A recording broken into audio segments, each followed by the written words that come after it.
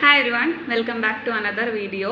ഇന്ന് നമ്മൾ ചർച്ച ചെയ്യുന്നത് നമ്മളെല്ലാം ചെറിയ ഒരു നിത്യജീവിതത്തിൽ ചെറിയ ഒരു മുറിവുണ്ടായാൽ പോലും നമ്മളെല്ലാം ഉപയോഗിക്കുന്ന ഒരു കാര്യമാണ് ബാൻഡേഡ് എന്ന് പറയുന്നത്. അതേ ചെറിയ കുട്ടികൾ മുതൽ വലിയ ആളുകൾ വരെ നമ്മൾ ഈ ബാൻഡേഡ് ഉപയോഗിക്കുന്ന ഒരു ശീലമുണ്ട്. പക്ഷേ പുതിയ പഠനങ്ങൾ പറയുന്നത് ഈ ബാൻഡേഡിൽ PFAS എന്നറിയപ്പെടുന്ന ഫോറെവർ കെമിക്കൽസ് അടങ്ങിയിട്ടുണ്ടെന്നാണ്. അതായത് സാധാരണയായിട്ട് PFAS നമുക്കറിയാം നോൺ സ്റ്റിക്ക് പാത്രങ്ങളിൽ, നെയിൽ പോളിഷ്, മേക്കപ്പ് ഐറ്റംസിൽ അതിലെല്ലാം PFAS അടങ്ങിയിട്ടുണ്ട്. പക്ഷേ പുതിയ പഠനങ്ങൾ പറയുന്നത് ഇങ്ങനെയുള്ള ബാൻഡേഡിലും PFAS അല്ലെങ്കിൽ ഫോറെവർ കെമിക്കൽസ് അടങ്ങിയിട്ടുണ്ടെന്നാണ്.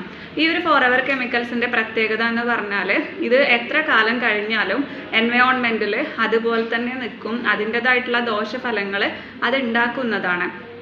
പക്ഷെ നമ്മുടെ ശരീരത്തിൽ എത്തിക്കഴിഞ്ഞാൽ ഇതിന് ക്യാൻസർ മുതൽ പഠന വൈകല്യങ്ങൾ, അതുപോലെ തന്നെ നമ്മുടെ